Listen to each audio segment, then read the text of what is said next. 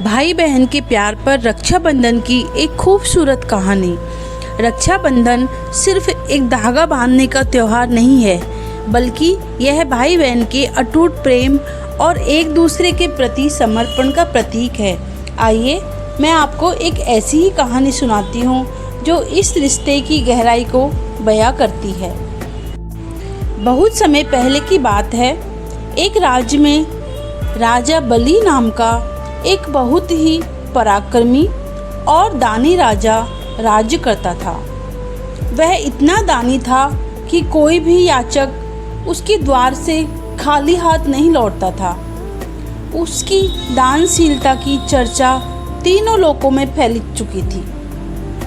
एक बार भगवान विष्णु ने राजा बलि की दानशीलता की परीक्षा लेने का निश्चय किया।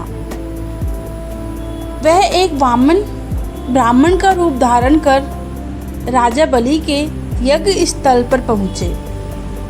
राजा बलि ने वामन देव का स्वागत किया और उनसे अपनी इच्छा अनुसार कुछ भी मांगने को कहा।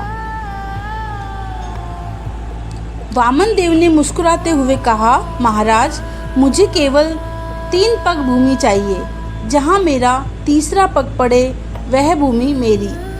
राजा बलि यह सुनकर हंसने लगे और बोले, बस इतनी सी बात, मैं तुम्हें 3 लोगों का राजा बना सकता हूँ और तुम केवल 3 पग भूमि मांग रहे हो।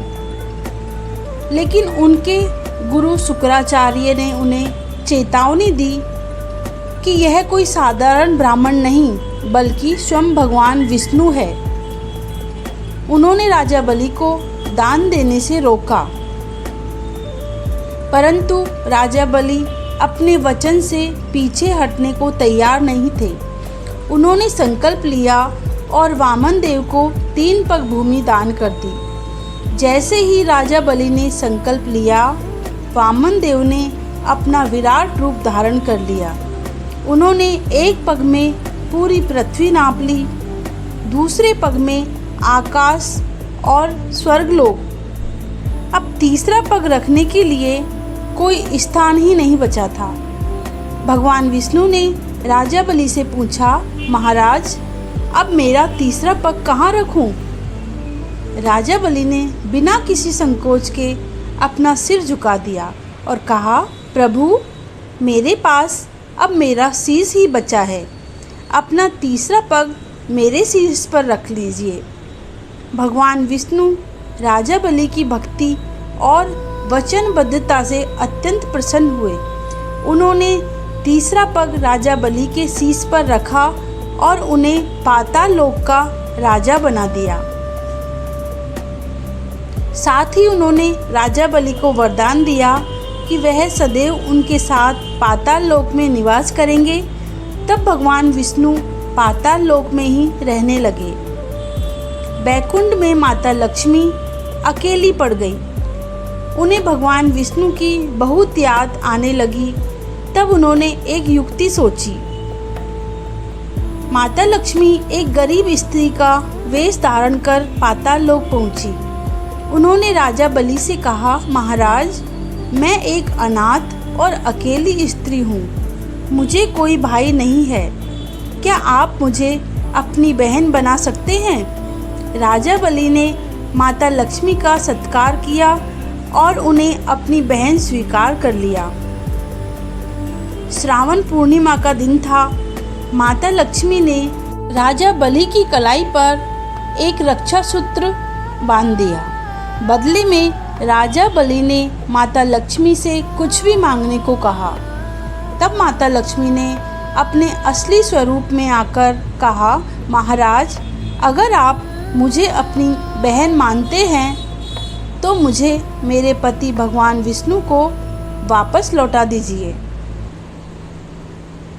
राजा बलि यह सुनकर भावुक हो गए।